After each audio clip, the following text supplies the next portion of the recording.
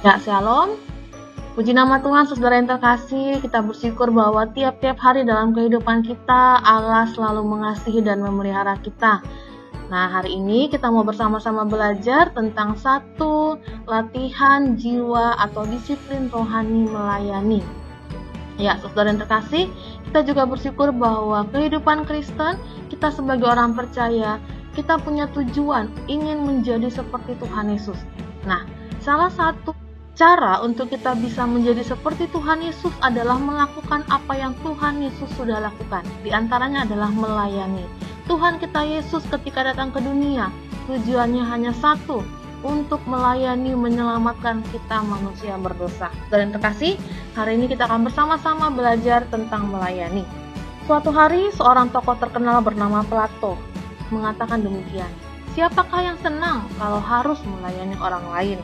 Nah, tentu saja tidak sedikit orang yang mau melayani orang lain. Malahan mungkin kita berkata bahwa enaknya nyuruh-nyuruh, memangnya aku jongos dia. Nah, seringkali saudara yang terkasih, dalam setiap kehidupan kita maunya dilayani, bukan melayani. Kita maunya orang lain harus tunduk kepada kita, bukan kita yang menundukkan diri kepada orang lain. Tapi hari ini kita belajar dari kebenaran Alkitab, bahwa sebenarnya melayani adalah bagian hidup, latihan hidup bagi kita orang percaya untuk kita menjadi serupa seperti Tuhan Yesus. Saudara yang terkasih, mari kita belajar terlebih dahulu tentang kata melayani. Dari Perjanjian Baru ada 4 kata yang digunakan untuk menjelaskan tentang kata melayani, yaitu yang pertama adalah diakoneo. Diakoneo ini bicara mengenai menyediakan makanan di meja tuan, atau sebaliknya, melayani orang yang justru lebih rendah kedudukannya dari kita. Anak yang terkasih, saudara yang terkasih, diakonio di sini bicara mengenai bahwa kita memberikan makanan di meja untuk orang yang sebenarnya kita tidak wajib memberikannya. Mungkin kita bisa menyediakan makanan bagi asisten kita. Itu diakonio. Kita memberikan makanan kepada orang yang kita tidak punya kewajiban untuk memberikan makan bagi dia. Itulah melayani. Yang pertama, diakonio. Tuhan Yesus dalam Injil Lukas ayat yang ke-22 memberikan arti baru bagi diakonio, yaitu melayani orang lain. Bahkan dalam 1 Petrus 4 ayat 10, kata diakonio menggunakan karunia yang ada pada kita untuk kepentingan dan kebaikan orang lain. Nah, saudara yang terkasih, itulah arti kata melayani yang pertama, diakonio. Kita menyediakan makanan, kita melayani orang lain yang sebenarnya tidak wajib kita lakukan, tapi kita melayani mereka. Yang kedua adalah kata duleo. Nah, duleo ini sebenarnya adalah sebuah sikap menghamba sebagai seorang budak. Duleo ini berasal dari kata doulos, budak. Jadi duleo adalah sebuah sikap di mana kita bersikap sebagai orang yang adalah budak. Rasul Paulus memakai kata duleo untuk menggambarkan bahwa kita semula menghamba kepada berbagai kuasa jahat, lalu kita dibebaskan oleh Kristus supaya kita bisa menghamba kepada Kristus. Sungguh sebuah kontras tajam yang diperlihatkan dalam Filipi 2, bahwa Tuhan Yesus, dia adalah Allah, namun telah mengosongkan dirinya dan mengambil rupa seorang doulos atau budak. Saudara yang terkasih, Yesus kita sendiri, Allah kita sendiri yang adalah Allah, dia rela melepaskan dirinya dan dia menjadi manusia dengan sikap menghamba ke dunia. Nah, arti melayani yang kedua adalah sikap hidup kita, duleo. Ini bicara mengenai sikap hidup kita, sikap yang menghamba sebagai seorang budak kepada Tuhan kita, kepada Tuhan kita. Yang ketiga, leotorgeo. Nah, leotorgeo berarti bekerja untuk kepentingan rakyat atau umum, atau sebagai lawan bekerja untuk diri sendiri. Dan yang terkasih, orang yang berbuat seperti ini disebut leoturgos, dan pekerjaan luhur itu disebut leotergia. Nah, kata ini juga dapat berarti melakukan upacara dan beribadah kepada dewa. Dari kata leoturgia inilah kemudian orang menggunakan kata liturgi untuk ibadah.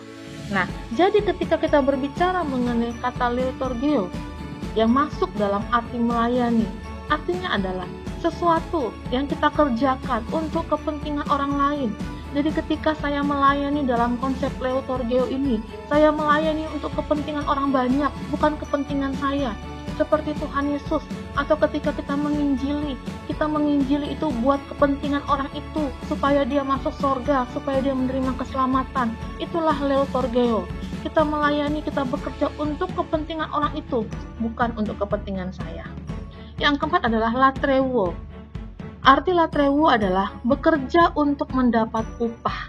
Kata ini juga bisa berarti pemujaan untuk para dewa. Dalam Perjanjian Baru, kata ini digunakan dalam arti menyembah atau beribadah kepada Tuhan. Tapi penggunaan yang mencolok itu terdapat dalam Roma 12 ayat 1, di mana Rasul Paulus berpesan supaya kita mempersembahkan tubuh kita kepada Tuhan sebagai logika latreia, artinya persembahan yang pantas. Jadi, kalau kita kembali kepada kata ini, latreuo, bekerja untuk mendapat upah, sesungguhnya ini bicara mengenai bukan saya bekerja, bukan saya melayani untuk mendapat gaji, bukan itu. Tapi, saya ini adalah upah bagi Tuhan. Jadi, upah ini bicara mengenai pekerjaan kita. Saya sedang mempersembahkan tubuh kita kepada Tuhan. Nah, jadi arti kata melayani latreuo ini adalah saya bekerja. Saya ini memberikan upah buat Tuhan. Pekerjaan saya lah upah, persembahan kepada Tuhan. Paham ya? Jadi jangan keliru ketika kita bicara mengenai arti melayani latreuo. Bukan berarti saya pantas mendapatkan upah dalam pelayanan saya, tidak. Tapi apa yang saya kerjakan ini adalah sebuah persembahan, sebuah upah buat Tuhan. Karena Tuhan sudah mati bagi kita, maka Tuhan katakan, persembahkanlah tubuhmu sebagai persembahan yang harum di hadapan Tuhan, sebagai persembahan yang hidup di hadapan Tuhan. Maka apapun yang kita kerjakan adalah persembahan bagi Tuhan, adalah upah bagi Tuhan. Itulah arti kata latreuo. Itulah 4 arti kata melayani dalam Perjanjian Baru. Sekali lagi, yang pertama, diakonio, artinya saya melayani, saya menyediakan makanan untuk orang yang tidak wajib saya berikan, yang mungkin kedudukan sosialnya lebih rendah, tapi saya mau melayani mereka. Yang kedua, duleo.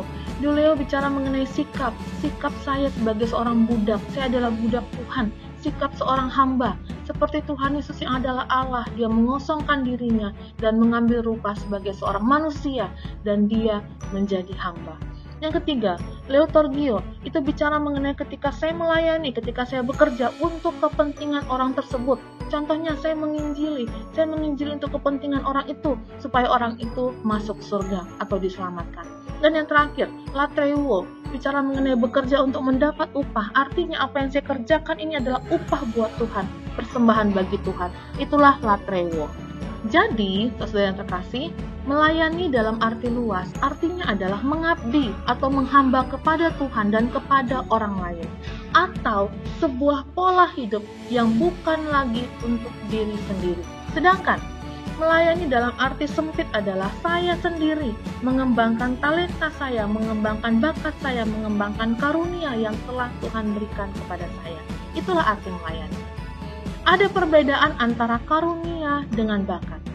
Karunia adalah kemampuan yang Tuhan berikan pada waktu kita menerima Tuhan Yesus sebagai Tuhan dan Juru Selamat. Jadi karunia kita dapatkan ketika kita sudah lahir baru. Sedangkan bakat atau talenta adalah kemampuan yang merupakan bawaan sejak lahir. Nah, perbandingannya kita bisa melihat di sini. Bakat sumbernya adalah dari Allah melalui orang tua, sementara karunia roh dari Allah tanpa melalui orang tua. Bakat dimiliki sejak lahir, sementara karunia roh dimiliki sejak percaya kepada Yesus. Bakat tujuannya adalah berguna bagi sesama dalam tahap alamiah, sementara karunia berguna bagi sesama dalam tahap spiritual. Dan yang terakhir, prosesnya, bakat harus disadari, dikembangkan dan dilatih, sementara karunia roh harus disadari, kadang bisa dikembangkan dan dilatih, tapi kadang tidak bisa, karena karunia Roh Kudus adalah pekerjaan Roh Kudus. Yang berikutnya, kita berpikir, mengapa atau apa dasar, apa alasan kita melayani? Kita melihat yang pertama, selalu saja saudara yang terkasih dalam kehidupan kita, karena saya ingin menjadi seperti Tuhan Yesus, maka saya mengikuti teladan Tuhan Yesus. Mengapa saya melayani? Karena saya mengikut teladan Tuhan Yesus. Selama 33,5 tahun, Tuhan Yesus hidup hanya untuk melayani manusia. Tuhan Yesus datang ke dunia untuk melayani, memberikan nyawanya menjadi tebusan bagi banyak orang. Tuhan Yesus sendiri sudah terlebih dahulu melayani kita seluruh hidupnya. Dia melayani. Tujuan hidupnya bukan mendapatkan pelayanan, melainkan memberikan pelayanan. Isi hidupnya bukan dilayani, melainkan melayani. Alkitab menggambarkan Yesus sebagai Tuhan yang melayani dan menghamba. Yesus adalah diakonos, bahkan doulos, budak. Jiwa Kristus adalah melayani dan menghamba. Itulah juga jiwa Kristiani para pengikutnya. Seharusnya orang yang mau berjalan di belakang Yesus adalah orang yang rela melayani dan menghamba. Dalam prakteknya memang tidak mudah, tapi melayani adalah menempatkan kepentingan sendiri di bawah kepentingan Tuhan dan kepentingan orang lain. Nah, saudara yang terkasih, seperti yang dikatakan Plato tadi, siapakah yang mau menjadi pelayan? Sebaliknya, Yesus berkata, "Aku ada di tengah-tengah kamu sebagai pelayan." Luar biasa.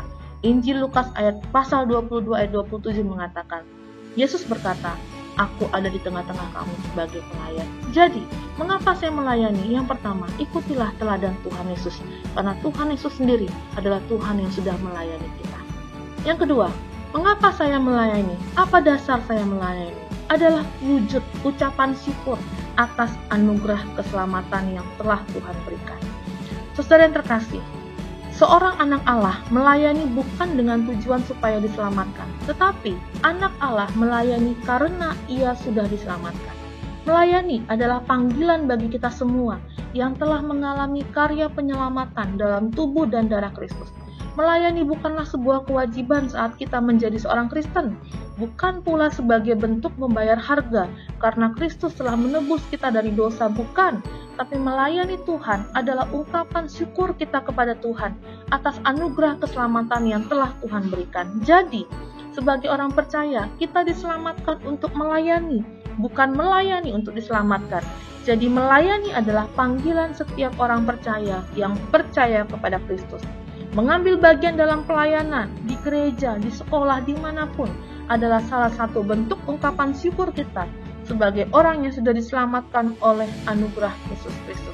Melayani Tuhan adalah membiarkan Tuhan membentuk diri kita menjadi serupa dengan dirinya. Ketika kita melayani Tuhan, bukan berarti kita sedang bekerja untuk Tuhan, namun justru Tuhan yang bekerja dalam diri kita. Nah, itulah alasan yang kedua, mengapa kita melayani. Kita melayani bukan untuk selamat, tapi karena sudah selamat, maka kita melayani Tuhan. Yang ketiga, mengapa atau apa dasar kita melayani? Tentu saja, melayani adalah perintah Tuhan. Firman Tuhan mengatakan, marilah, layanilah seorang kan yang lain. Dengan sungguh-sungguh, layanilah. Itu adalah perintah Tuhan. Betapa indahnya dunia kalau dipenuhi oleh orang-orang yang sangat suka melayani orang lain. Maka akan ada kedamaian dan keindahan dalam dunia itu. Dan yang terakhir, mengapa kita melayani? Karena sesungguhnya kita telah dimerdekakan dari dosa untuk melayani. Saya sudah dimerdekakan dari dosa, dari belenggu dosa. Untuk apa?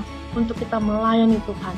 Maka hidup kita bukan lagi hidup yang dikuasai dosa, bukan lagi hidup yang diikat oleh dosa, tapi hidup kita merdeka untuk mengerjakan kebenaran, merdeka untuk mengerjakan hal-hal yang berkualitas, merdeka untuk mengerjakan hal-hal yang indah di dalam Tuhan, yaitu melayani. Seorang mahasiswa kedokteran bernama Wilfred Grenfell mendengar khotbah D.L. Moody di London. Lalu kemudian khotbah Moody ini membuahkan hasil. Bagaimana mahasiswa itu kembali kepada Kristus. Sesudah menyelesaikan pendidikannya, maka Grenfell pergi. Dia pergi ke Peninsula di Kanada sebagai misionaris. Beberapa tahun kemudian ketika ia berjumpa dengan Moody, ia memperkenalkan diri dan berterima kasih kepada Moody yang telah membimbingnya kepada Kristus. "Saya senang mendengar hal itu," jawab Moody. "Tetapi apa yang telah Anda lakukan sejak saat itu?" Dengan penuh sukacita, Dr. Grenfell memberitahu bahwa ia telah melayani Tuhan di Labrador. Lalu Moody bertanya, "Menyesalkah Anda?" Maka Dr. Grenfell mengatakan, "Tidak. Justru menyesal hanya dilakukan oleh orang yang datang kepada Kristus meminta keselamatan, tetapi tidak melakukan apa-apa bagi dia." Luar biasa. Saudara yang terkasih, bagaimana dengan kehidupan kita? Apakah kita sudah senang hidup melayani? Karena Kristus sudah hadir dalam diri kita. ataukah kita masih tetap menuntut untuk dilayani? Mari kita berpikir, menjadi seperti Kristus. Mari kita buka hati kita, minta anugerah Tuhan hadir dalam hidup kita, sehingga kita mau dipakai Tuhan melayani pekerjaan Tuhan, melayani setiap orang, mengasihi setiap orang. Shalom, Tuhan berkati.